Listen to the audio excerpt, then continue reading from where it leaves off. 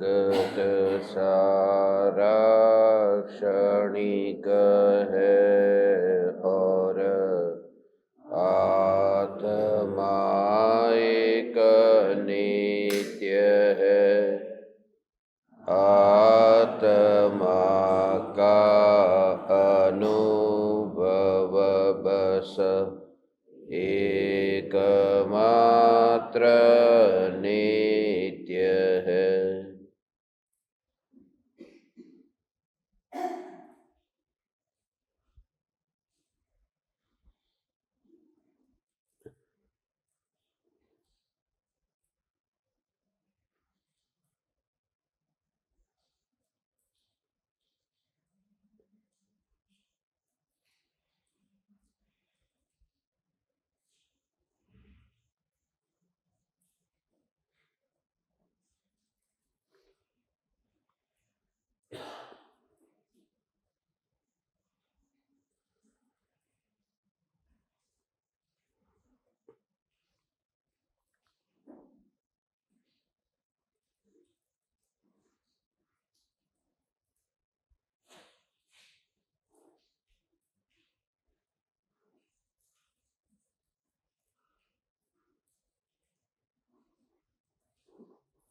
चैतन्य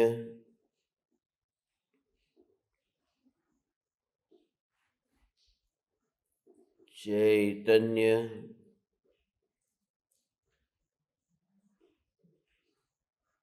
चैतन्य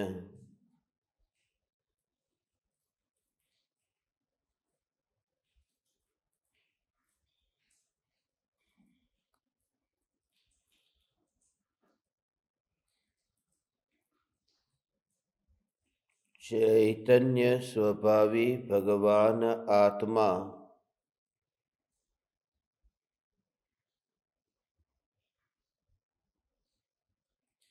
अनादि अनंत शुद्ध चैतन्य मात्र है।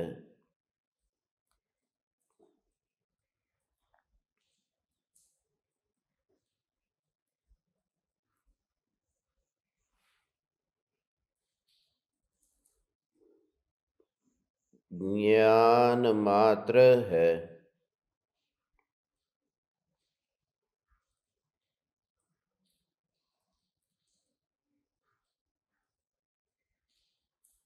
मैं शुद्ध चैतन्य मात्र ज्ञान मात्र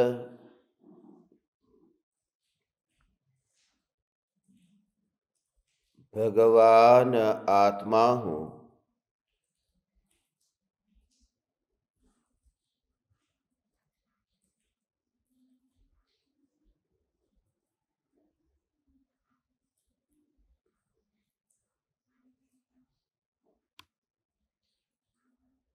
त्रिकाल शुद्ध चैतन्य परमात्मा हूँ।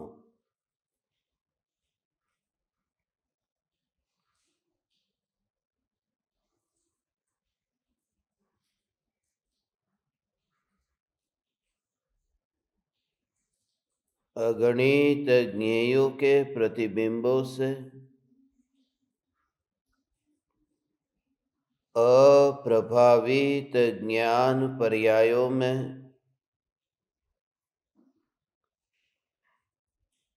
एक समय के लिए भी नहीं मिलने वाला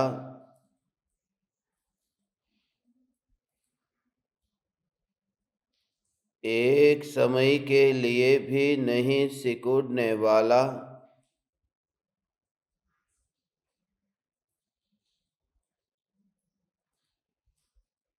त्रिकाल ध्रुव चैतन्य सत्ता मात्र भगवान आत्मा हूँ।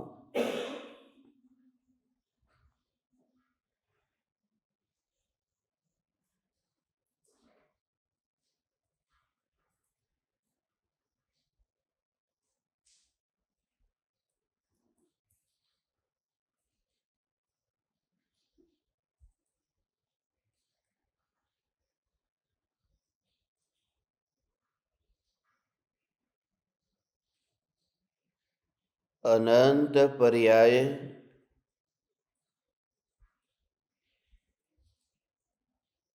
अभेद होकर त्रिकाली ध्रुव भगवान आत्मा में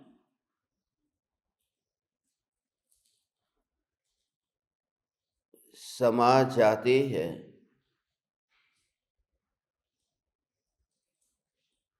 फिर भी जो त्रिकाल ध्रुव चैतन्य सत्ता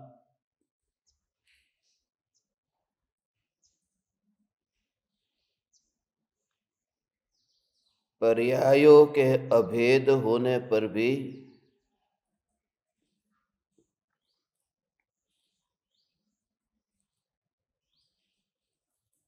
रंच मात्र भी प्रभावित नहीं होती। यह ध्रुव चैतन्य सत्ता ही मैं हूं।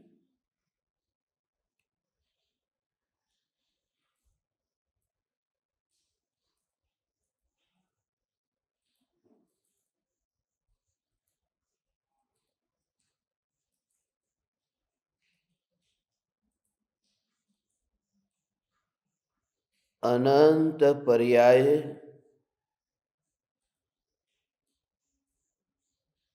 जिस परमात्मा का आश्रय लेकर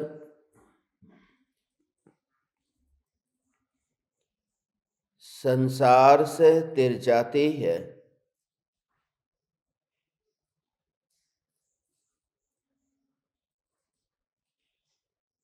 अनंत अनंत अनंत काल के लिए निराकुल निर्विकल्प आनंद को भोगती है।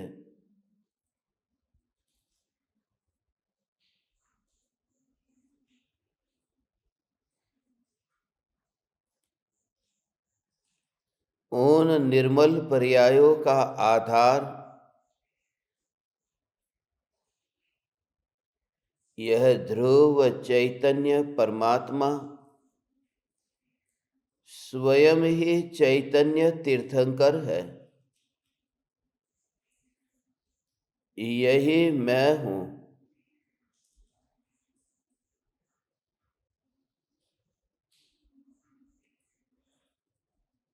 चौंतीस अतिशयों से युक्त तीर्थंकर परमात्मा होते हैं।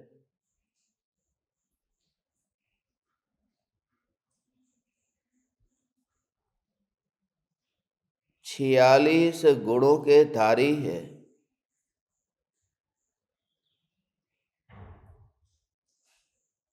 जिनसे तीर्थ की प्रभावना होती है।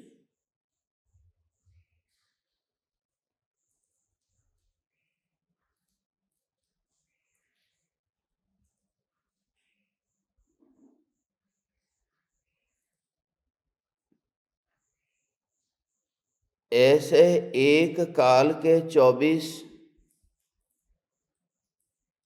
और तीनों काल के 72 और सभी काल और सभी क्षेत्र के अनंत अनंत तीर्थंकर हो चुके हैं।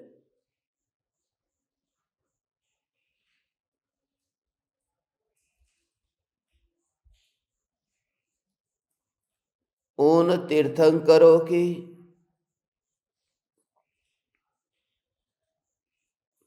तीर्थंकर कर्म प्रकृति की वजह से वे तीर्थंकर थे। आज भी जो तीर्थंकर है वह कर्म प्रकृति का परिणाम है। भविष्य में जो तीर्थंकर होंगे वे भी कर्म प्रकृति का परिणाम होगा।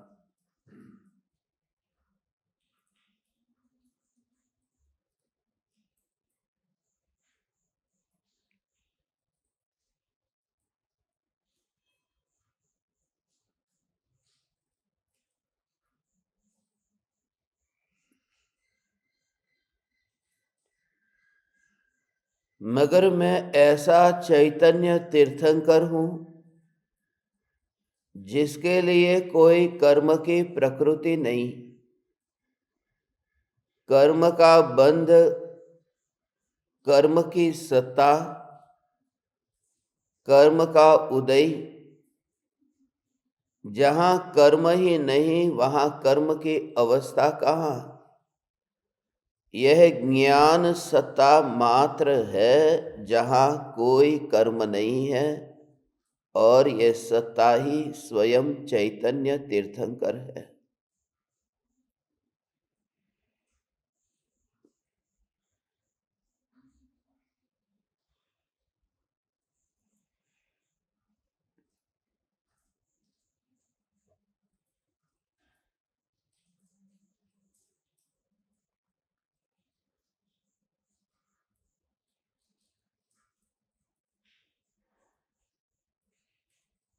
तीनों काल में व्याप्त ये चैतन्य सत्ता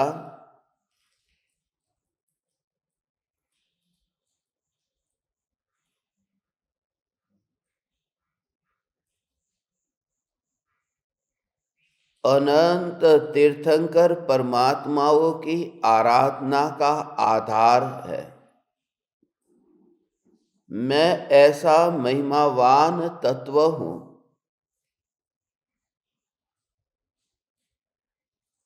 जहां परिणाम की गुलामी नहीं है। परिणाम भी परिणाम की योग्यता से उत्पन्न होते हैं, टिकते हैं, व्यय होते हैं, मगर परिणामों के उत्पाद में, परिणामों के एक समय के सत में और परिणामों के व्यय में त्रिकाल ध्रुव सत्ता कहीं भी समाती नहीं और अपनी ध्रुवता में टिकी रहती है। ध्रुव अर्थात बिना परिणाम का, ध्रुव अर्थात बिना परमाणु का। मैं ध्रुव ध्रुव ध्रुव ध्रुव ध्रुव ध्रुव ध्रुव ध्रुव ध्रुव, एक एक पर्याय में ध्रुव का निर्णय दृढ़ होता जाता है।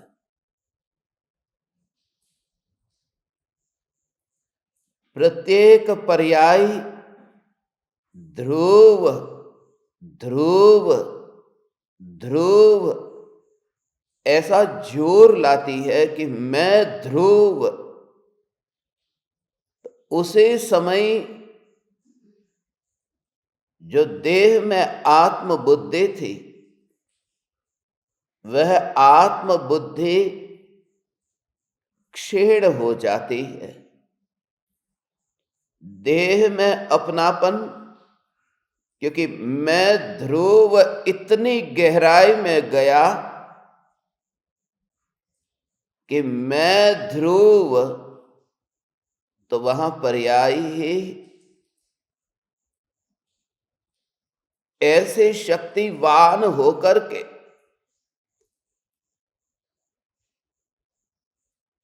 ऐसी बलशाली अपने को अनुभव करती है, क्योंकि उस पर्याय में पूरा परिणमन है कि मैं ध्रुव हूं।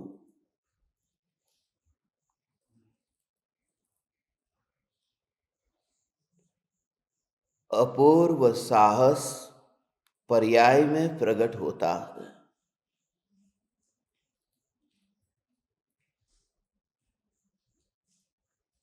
सुख और दुख को समता भाव से सहन कर लो,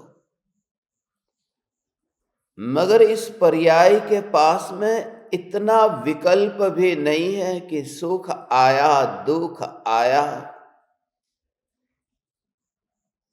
एकांत की अनुभूति में कि मैं ध्रुव हूं,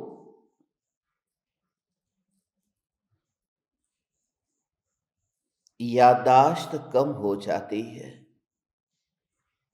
याद नहीं रहता कि कौन है रिश्तेदार, कौन है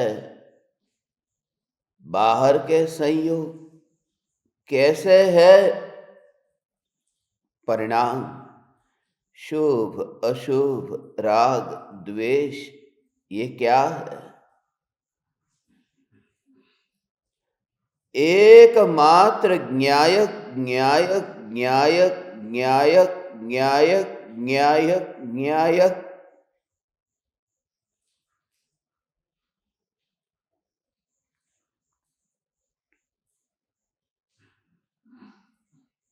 और जो सारा का सारा बाहर का कार्य, देह की क्रिया,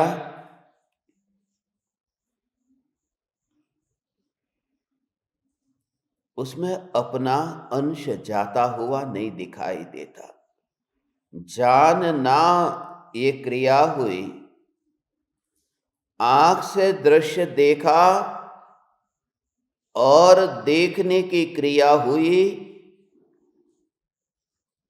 तो उस ज्ञान की जानने जानने जानने जानने जानने रूप अवस्था में वह जो देह के परमाणु, इंद्रियों के परमाणु, वह ज्ञान रूप परिणमित होते हुए दिखाई नहीं दिए। वे ऐसे के ऐसे ही पड़े रहे।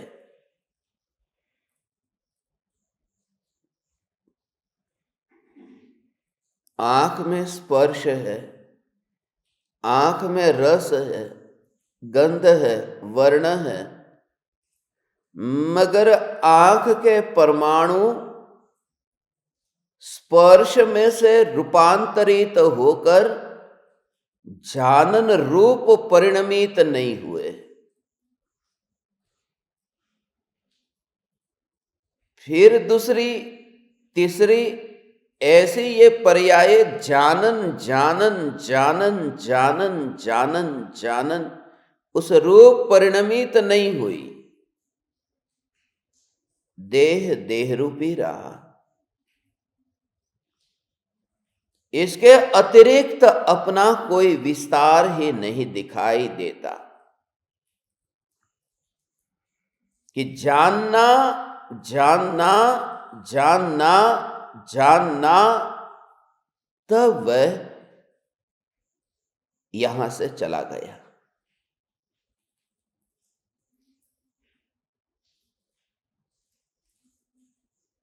उसके लिए बुलावा आ गया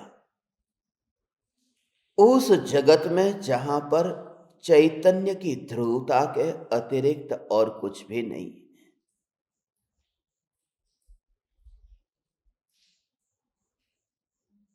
और जगत जगत के अनुरूप बिल्कुल ही परिणमित होता रहता है। जो बादल अभी यहां है वे बादल आगे चले गए।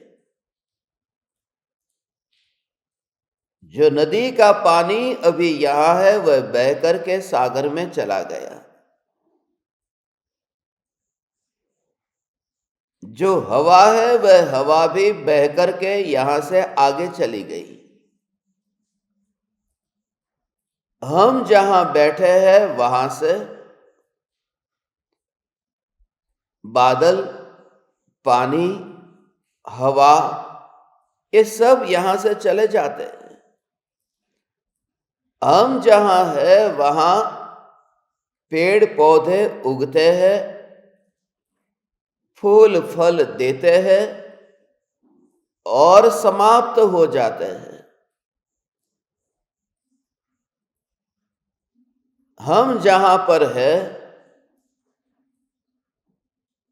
वहां पर पृथ्वी, ये मिट्टी, ये धूल के परमाणु उड़ते रहते हैं।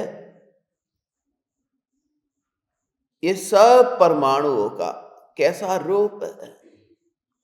आंगन में उड़ती हुई धूल घर के बर्तनों पर आ जाती है, घर के टेबल कुर्सी पर आ जाती है।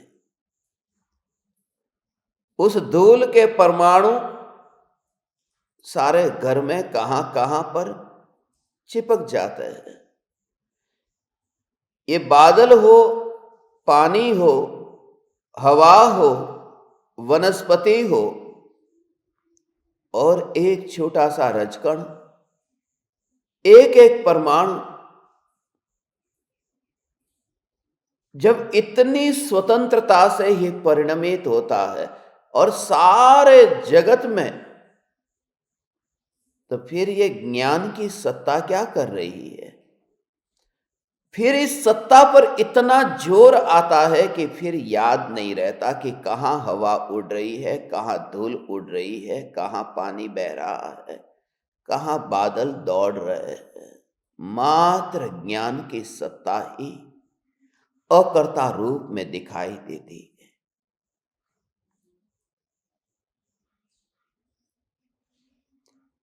यह सत्ता देह के पड़ोस में भी नहीं रही,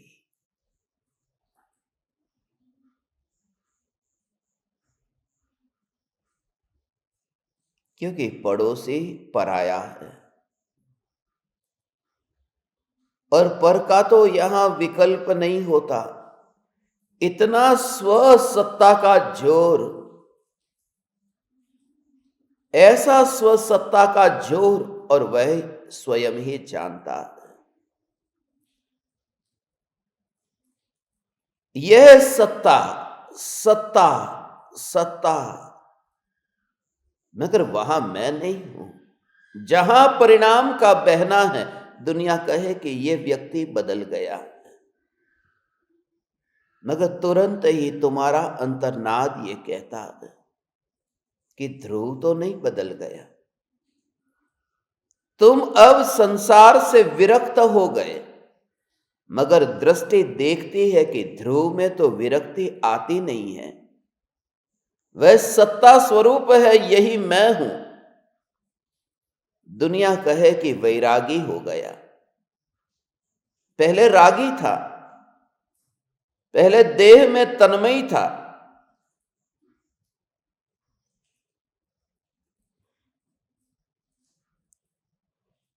अब वह तन्मयी नहीं है, अब वह चिन्मयी है। मगर इतना उदासीन, उदासीनता का अर्थ के उन ज्ञेयों में ज्ञेयों को न देखना, और उस समय भी ज्ञान पर ही पूरा जोर, उसी का नाम उदासीन रहता है। सब कुछ जानने में आ जाए, फिर भी सत्ता सत्ता सत्ता सत्ता सत्ता सत्ता सत्ता सत्ता सत्ता मात्र पर जोर।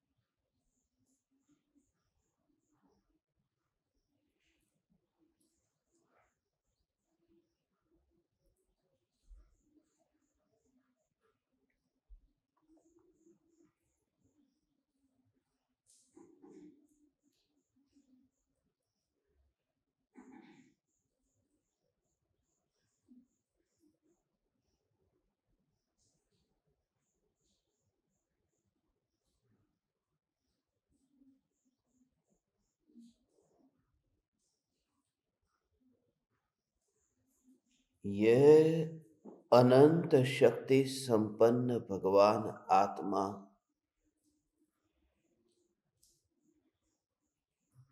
यह स्वयं ही चैतन्य तीर्थंकर है। मैं स्वयं तीर्थंकर हूं। स्व स्व स्व तीर्थंकर हूं। जैसे अनादि से देह की गुलामी की आदत थी, ऐसे ही अनादि से तीर्थंकर की भी गुलामी की है।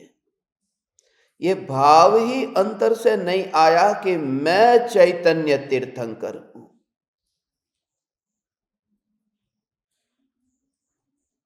केवली के पास में अनंत बार जाकर कोरा रह गया।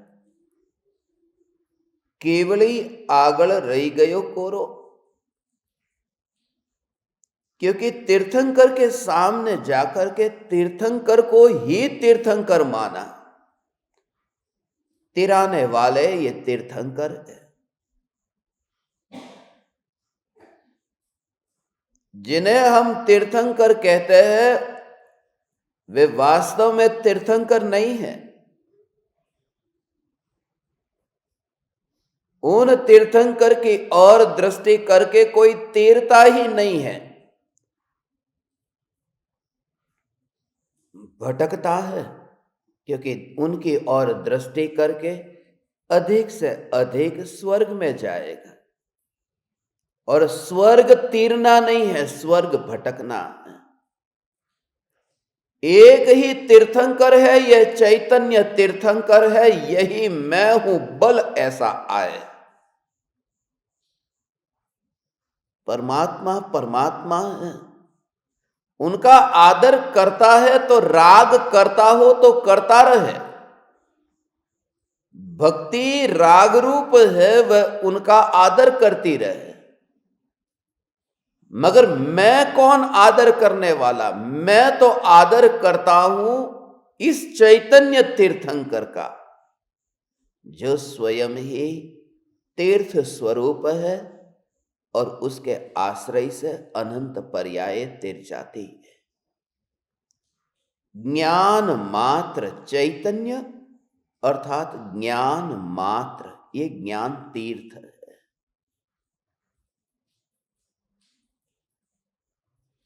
ये स्वयं ही चैतन्य मूर्ति है। जिसमें जो घटित होता है वह अद्भुत है।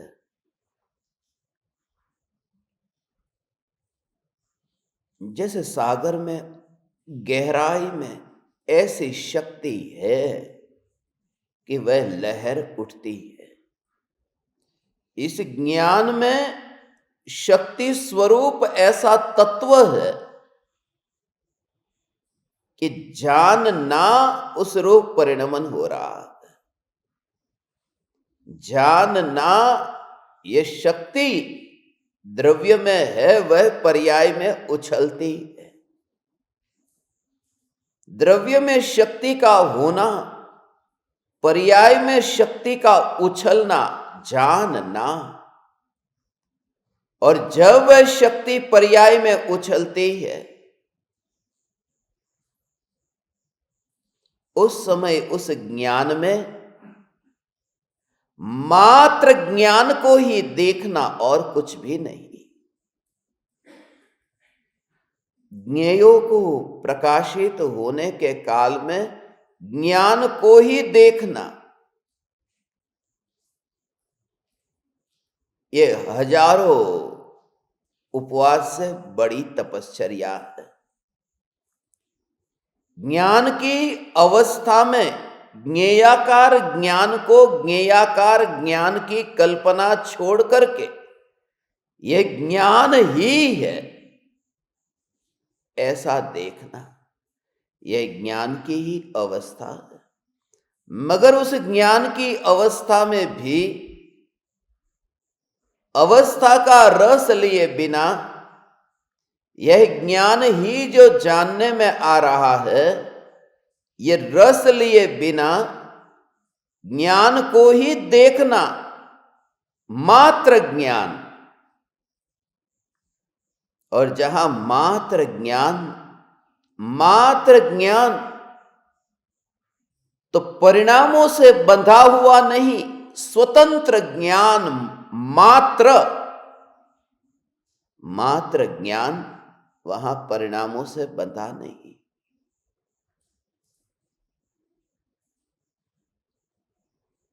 अब जानना होता है तो होता रहे, मगर ध्रुव सत्ता पर दृष्टि अब टिक गई।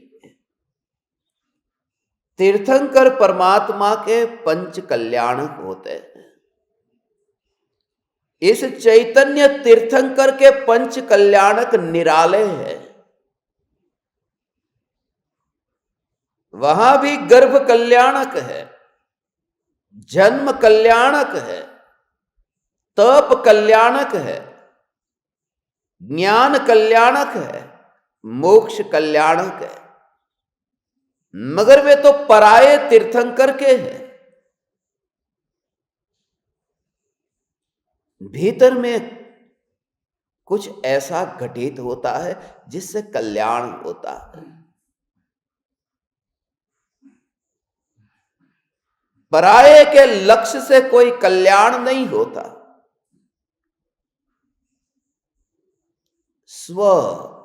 स्व सत्ता।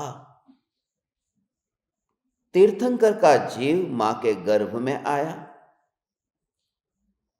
वह गर्भ धारण करना गर्भ कल्याणक हो गया। तीर्थंकर का जीव गर्भ से बाहर निकला, वह जन्म कल्याणक हो गया। मुनि दीक्षा अंगीकार की, वन में विचरण किया, दीक्षा कल्याणक। केवल ज्ञान पाया, ज्ञान कल्याणक। और देह से मुक्त हुए, संसार से मुक्त हुए, मोक्ष कल्याण। मगर वह कल्याण जो अंतर में मस्त हो गया है, उनके लिए वह कल्याण व्यवहार है, औपचारिकता है। और उपचार का अर्थ असत्यार्थ है। जैसे सागर की गहराई में जो शक्ति थी और वही तरंग में उछली है, जो अंदर है वह बाहर आता है। अंदर में जो है वही तो गर्भ कल्याणक है। ज्ञान की अनंत शक्ति यह गर्भ कल्याणक है। और उस शक्ति का जानना, ऐसा जो परिणमन, ये व्यक्त होना है, ये दिखाई देना, शक्ति अव्यक्त है, पर्याय व्यक्त है। गर्भ में बच्चा अव्यक्त है, जन्म होते ही वह व्यक्त हुआ। शक्ति का पर्याय में परिणमन होना, यह जन्म कल्याणक है। ज्ञान की अनंत शक्ति का अंतर में होना, यही गर्भ कल्याणक है। ज्ञान की शक्ति का पर्याय में व्यक्त होना और जानना यह व्यक्त होना। सागर की तरंग का उछलना, यह शक्ति व्यक्त होना, यह जन्म होना है।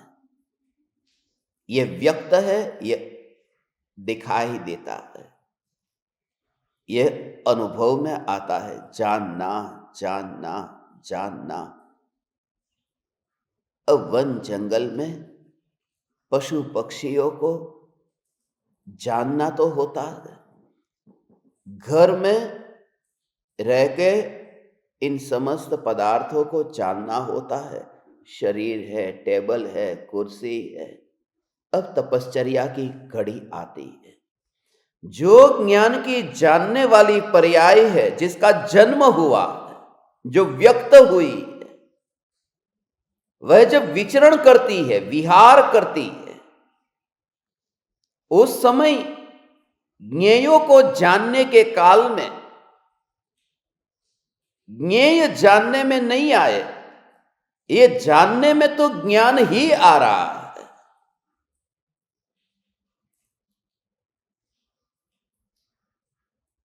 यह ज्ञान ही जानने में आ रहा है।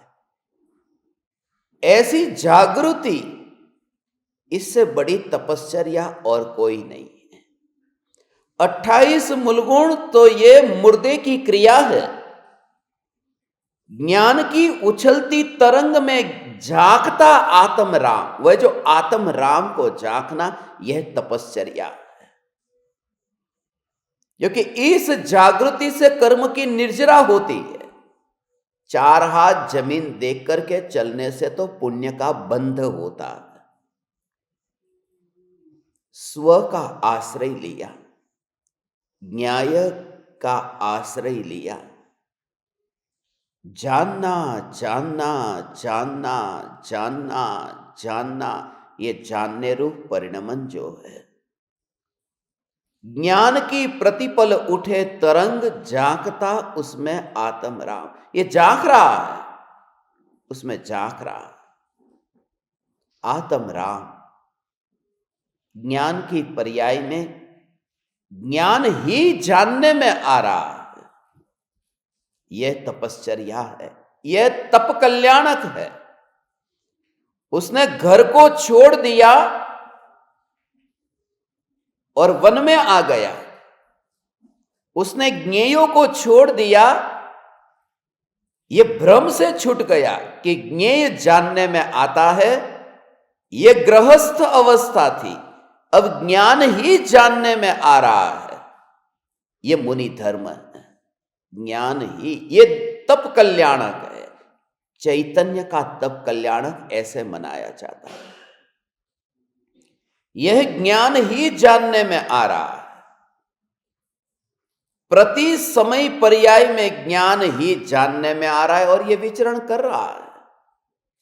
मगर यह जो ज्ञान जानने में आ रहा है, पहली पर्याय में, दूसरी पर्याय में, तीसरी पर्याय में, मगर इसमें सत्ता क्या है कि सत्ता तो ज्ञान है। जो जानने में आ रहा है उसमें टिक करके तो ज्ञान रहता है, वह पर्याय तो मर जाती है।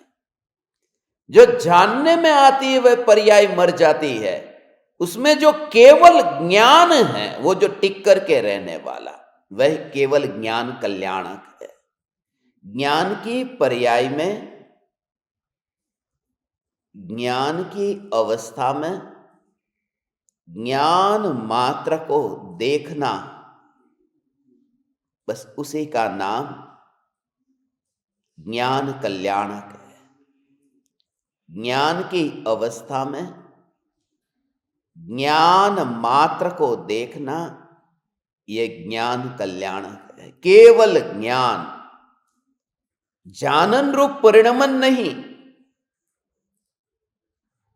परिणमन में भी सत्ता मात्र को देखना, और जैसे ही ये सत्ता मात्र को देखा,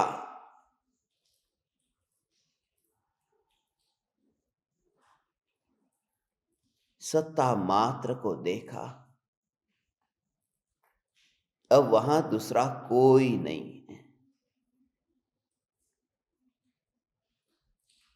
यह ज्ञान सत्ता मात्र है, सत्ता मात्र है, यह सत्ता मात्र है, सत्ता मात्र है, यह ज्ञान सत्ता मात्र है। मगर जो सत्ता मात्र है, उन भावों से भी मुक्त हो गया। सत्ता मात्र है, उन भावों से भी मुक्त हो गए, और मात्र होना, विकल्प नहीं, मात्र होना, और यह ज्ञान अब सारे जगत में कहीं पर भी नहीं है। अब उस अनुभूति में ज्ञान ऐसा भी भाव नहीं रहा। ज्ञान सत्ता मात्र, ये भाव ये भी न रहा। चैतन्य जिसमें अनंत गुण गर्भित है, केवल ज्ञान नहीं है, वह तो ज्ञान मात्र मगर ज्ञान के अतिरिक्त अनंत गुण हैं, और पूरी की पूरी वस्तु जो सत्ता अनंत गुण का घन पिंड है, जो पिंड त्रिकाल निर्विकल्प है, उस पिंड में भेद नहीं है। संसार भेद रूप है, मोक्ष में भेद नहीं है। कोई देव है, कोई मनुष्य है, कोई तिर्यंच है, कोई नारकी है। संसार में भेद है, मगर उन भेदों के भाव से मुक्त होना, गुण भेदों से मुक्त होना, और मात्र सत्ता जिसमें अनंत गुणों की एकता गर्भित है, चार गति से मुक्त होना, और वही मोक्ष है। मैं ज्ञान स्वरूप हूं, मैं दर्शन स्वरूप हूं, मैं सुख स्वरूप हूं, मैं वीर्य स्वरूप हूं। ये गुणों के भेद रूप, ये तो संसार है। मात्र अनंत गुणों का अभेद एक होना।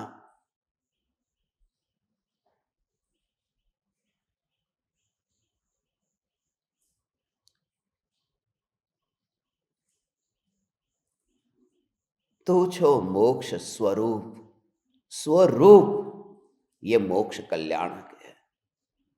मोक्ष स्वरूप होना ही मोक्ष कल्याणक है, जहां कोई क्रिया नहीं, कोई जानना नहीं, ज्ञान की सत्ता नहीं, क्योंकि ज्ञान की सत्ता में भी गुण की बात आई। अनंत गुण का जो पिंड है, वह पिंड की बात ना आई, और यह सत्ता पिंड रूप, ऐसा यह स्वरूप है। अभी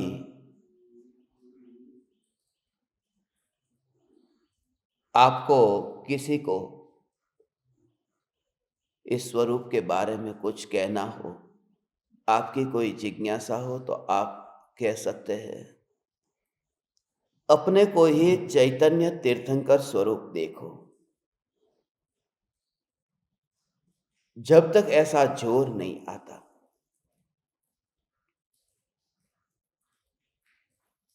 तब तक परिणामों से ऊपर उठा ही नहीं जा सकता।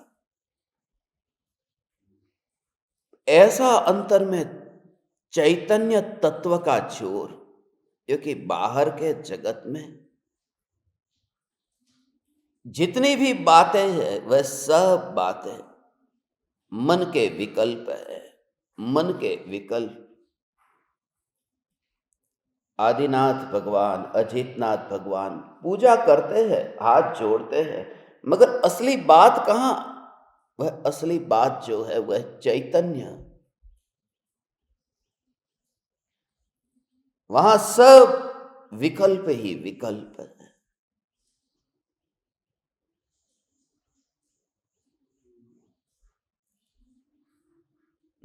कोई भावलिंगी मुनि है,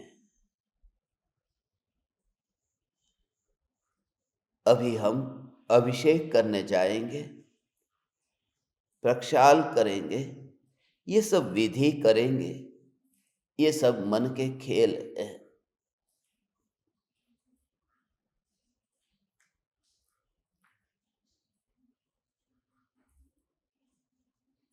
चुपचाप उसमें भी रहना।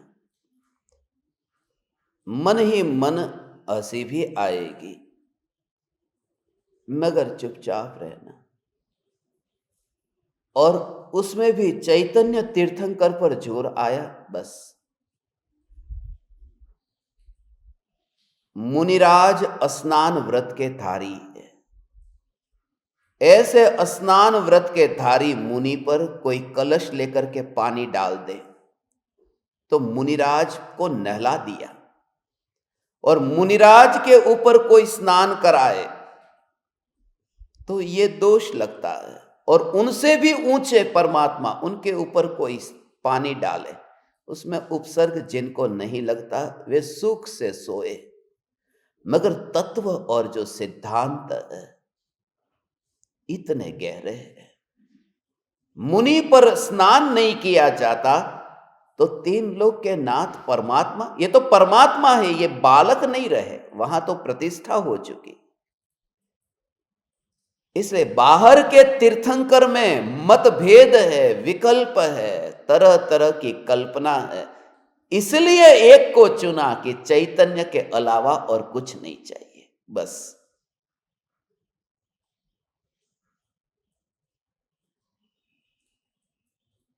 बहुत सूक्ष्म उसके भाव है। सोचता कौन है, विचार कौन करता है? इसलिए चैतन्य की अनुभूति, इसमें कोई पक्षपात नहीं है। ये तीर्थंकर स्वयं चैतन्य तीर्थंकर जिसके पंच कल्याणक मनाए जाते हैं, ये स्वयं कल्याणक स्वरूप है, ऐसा भगवान आत्मा, यह मैं।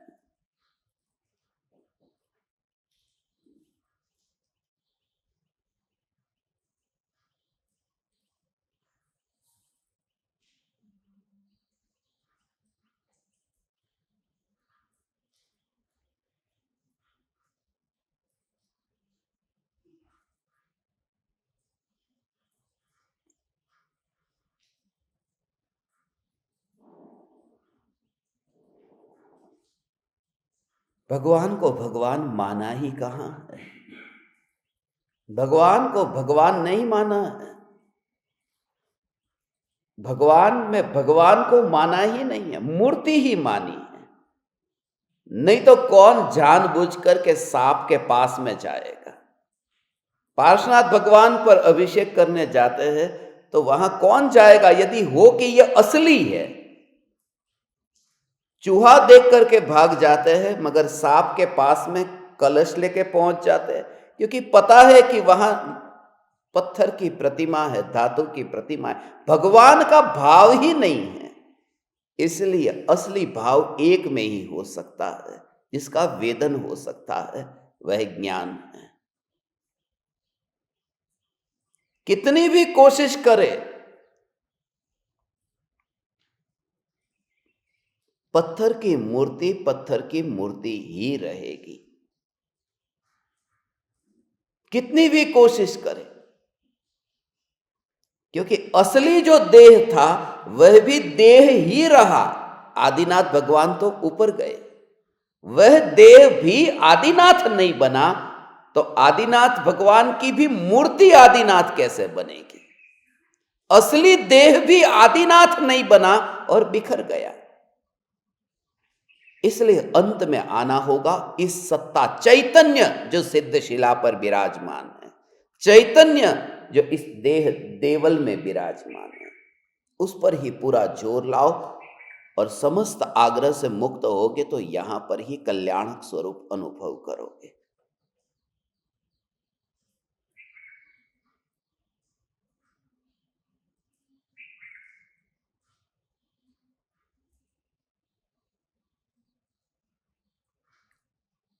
विशेष हम शंका समाधान नहीं लेंगे, अभी समय हो गया, मगर आप अभी पूजा करने जाएंगे, जो कहते हैं वो करे, मुझे कोई लेना देना नहीं है।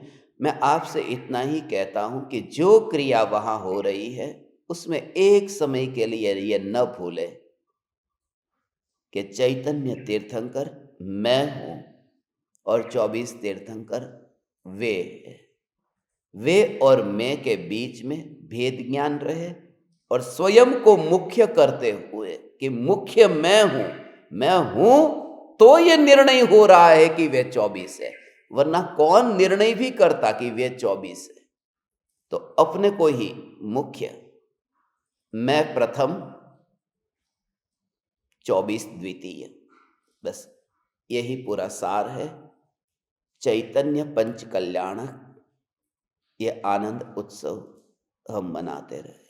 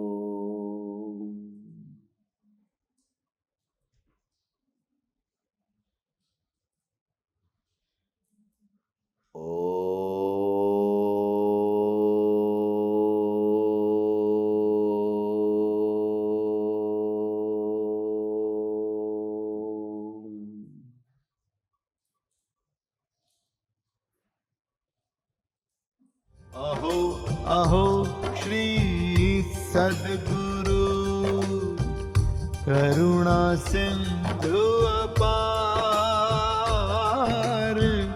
इस पामर पर प्रभु किया अहो अहो उपकार, अहो अहो उपकार। देह सहित जिनकी दशा, वरते दे